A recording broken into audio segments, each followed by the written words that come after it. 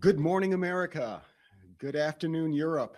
Welcome to day 3 of the World Prosperity Forum, hosted by my organization, the Heartland Institute.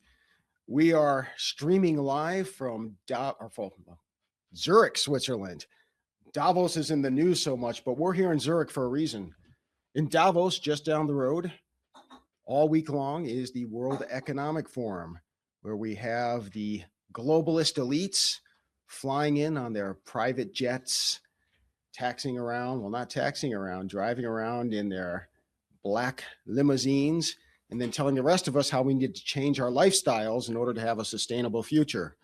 But here at the World Prosperity Forum, just up the road in Zurich, we are presenting an alternative based on freedom, the prosperity, and just the human quality of life benefits of a free society.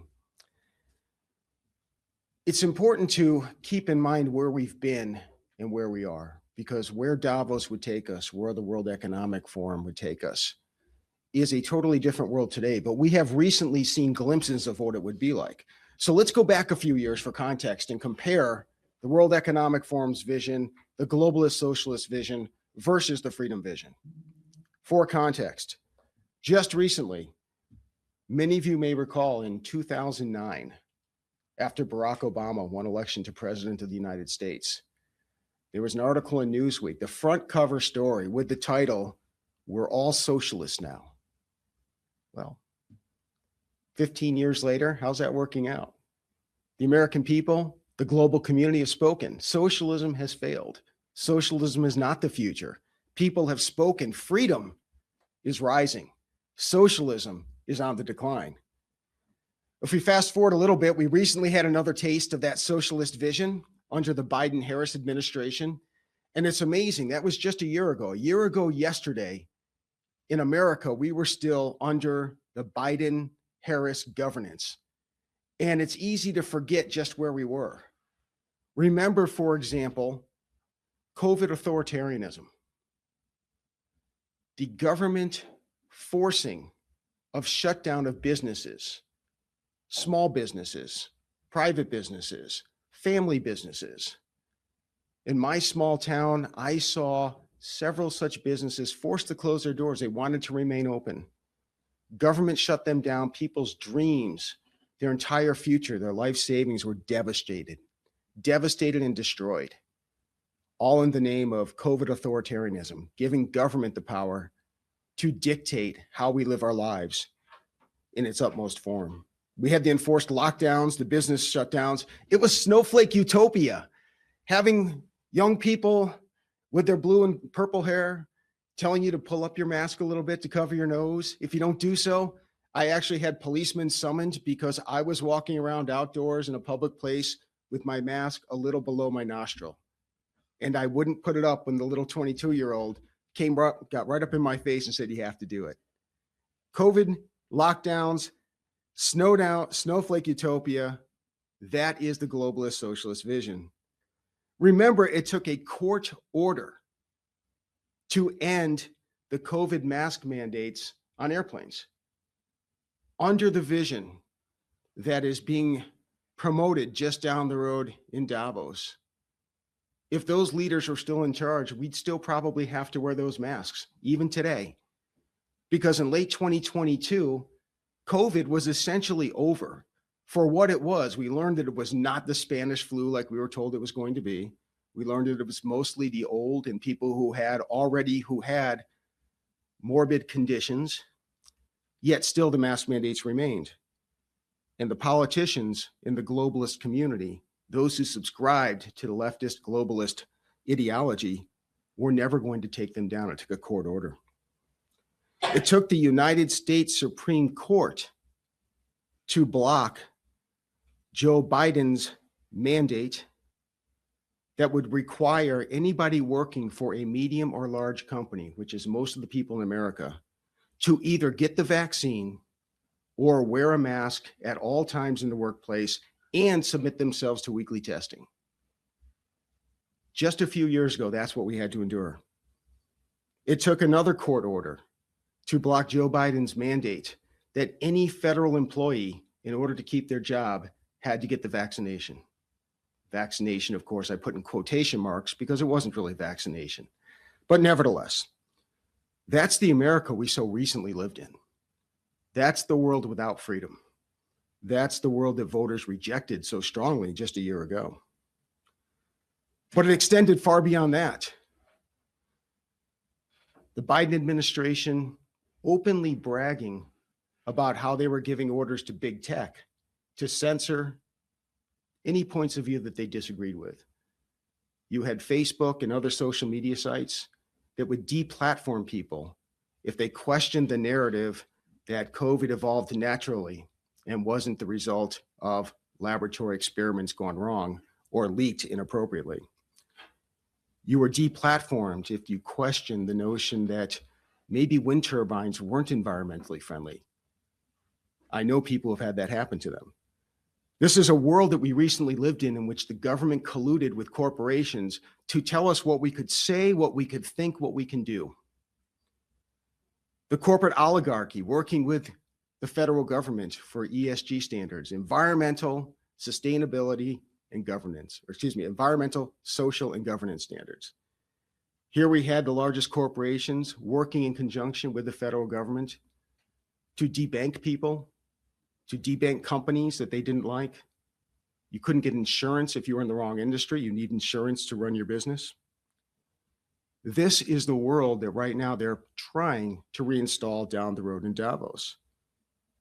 Not only was ESG an end run around democracy, the whole goal of ESG is to force the American people through the need to participate in economic activity to do what the left wants. The goal was to do it through the corporations because the American people wouldn't stomach it. The American people wouldn't vote for it. It was an end run around democracy. We can't get politicians who will do that and still remain in office.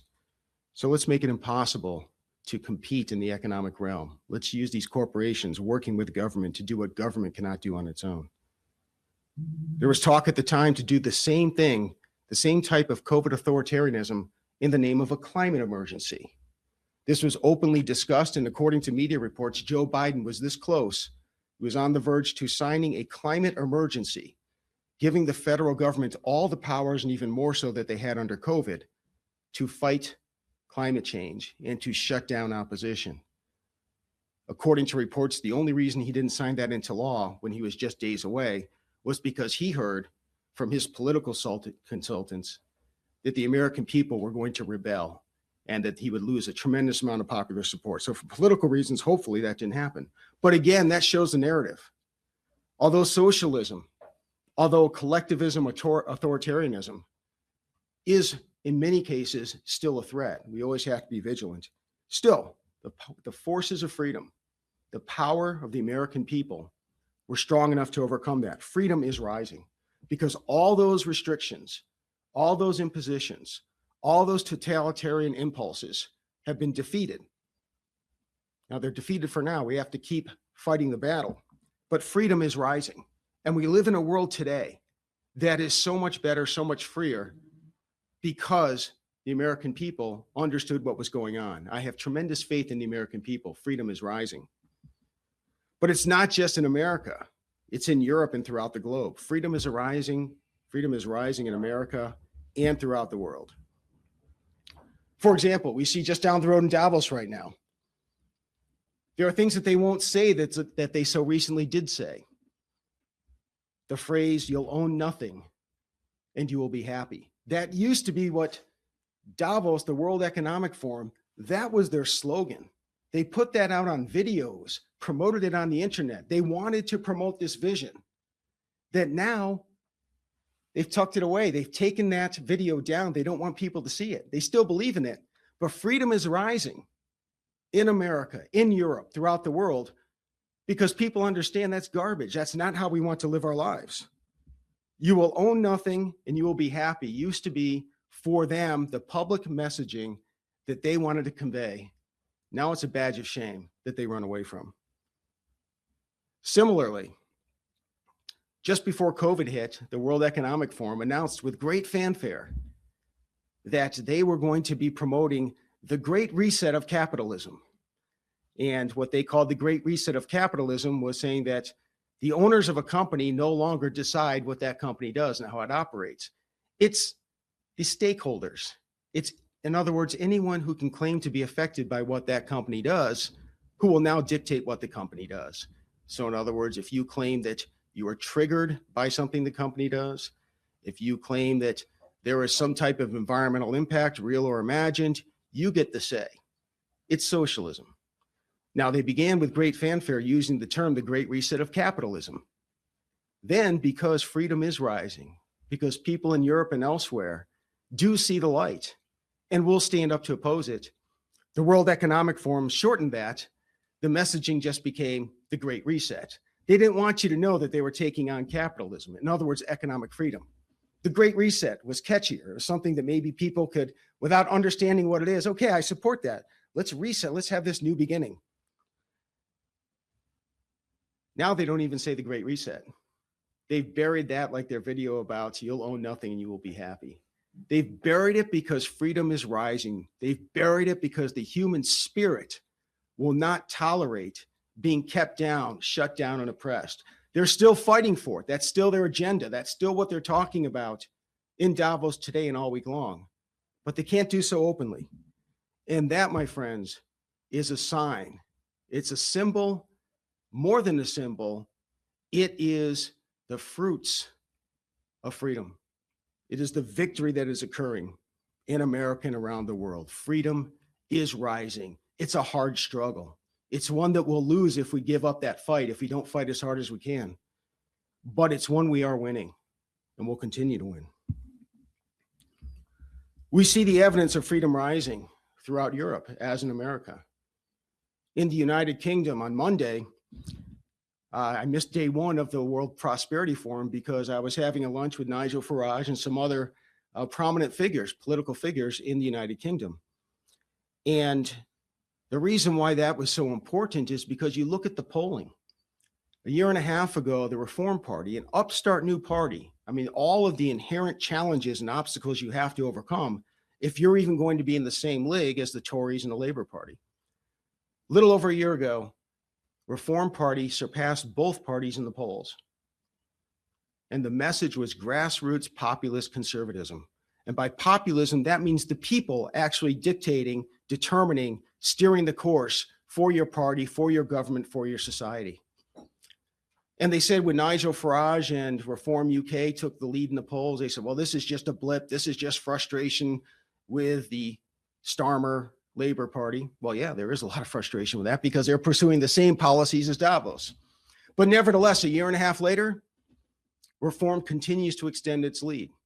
And the reason why that makes me happy is because Reform stands for the same freedom principles that we do here at the World Prosperity Forum. Freedom is rising. Freedom will likely soon be victorious in the United Kingdom, where people have seen socialism, they've seen the world of Davos, and they are rejecting it. It's not just the UK. In Austria, the Freedom Party leads the polls there as well. In fact, they had the most seats in the Austrian parliament in recent elections, or at least the most votes. In Austria, it is freedom that is prevailing over the statist EU ruling elites class. It goes beyond Austria. In Poland, we have some Polish speakers here today, fantastic speakers. And their country recently had a setback when one of the leftist Davos type folks won the prime minister election a couple of years ago. But just in the past several months, they had a presidential election. And in the presidential election, it was the Law and Justice Party candidate who won. Freedom prevailed over the Davos vision. Going beyond Austria, going beyond Poland. In France, in Germany, in Romania, where they had to cancel elections because the freedom candidate was leading. In countries throughout Europe, it is the party that is most embracing freedom and our values that leads the polls, that is poised to take power if they don't have power already. It's a wonderful time to be alive. It's a hard fight. It is a fight that we can lose if we take our foot off the pedal, but it's a fight that we're winning. Freedom is rising. I can assure you that all of the folks here at the World Prosperity Forum We'll do everything we can do to make sure that that victory that we have now is not temporary. It's not illusory. It's permanent. And for our viewing audience, for all of you out there, with your help, we will fulfill that goal. Freedom is rising. Now, one of the things at Davos that is a little bit concerning is it's not just the discussions that you see on camera. They will have videos that they will shoot and they will post on the internet, and they'll talk with these corporate moguls and world political leaders and their visions. And of course, they put it in the best possible formatting and public relations for their globalist socialist vision. But it's what goes on behind the scenes. It's in Davos where you have these heavy hitters that come together and they map out their plans, their strategies. How are we winning? How are we losing? How can we change that? But guess what? We're doing that here too. Here at the World Prosperity Forum, we have movement leaders from Hungary, from Poland, from the Netherlands, from the UK, you name it. If I'm forgetting some, please forgive me. Even this morning, getting together with my friends from Poland and discussing agriculture policy and other important issues in Poland to preserve freedom, to preserve the rights and the prosperous future of the Polish people. And those discussions that I'm having, and not just me, but people are having with each other here, that's going to provide the ammunition, the momentum for that change to be permanent. One of the conversations I had, as I mentioned, with some of the Polish delegates here, tremendously promising. And I met with 4 folks, but 2 of them will be speaking here after me. So I'd like to introduce you to them.